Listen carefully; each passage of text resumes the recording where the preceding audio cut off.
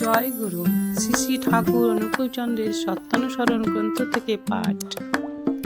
যদি সাধনায় উন্নতি লাভ করতে চাও তবে কপটতা ত্যাগ করো। কপট ব্যক্তি অন্যের নিকট সুখ্যাতির আশায় নিজেকে নিজেই প্রপঞ্চনা করে। অল্প বিশ্বাসের দরুন অন্যের প্রকৃত দান হতেও প্রপঞ্চিত হয়।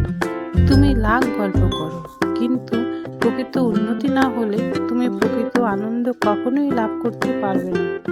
কপটাশয়ের মুখের কথার সঙ্গে অন্তরের ভাব বিকশিত হয় না, তাই আনন্দের কথাতেও মুখে নিরসতার চিহ্ন দৃষ্ট হয়। কারণ মুখ খুললে কি হয়, হৃদয়ে ভাবের স্ফূর্তি হয় না। অমৃতময় বাড়ি কপটের নিকট তিক্ত লবণময়, তীরে যাইয়াও তার তৃষ্ণা নিবারিত হয় না।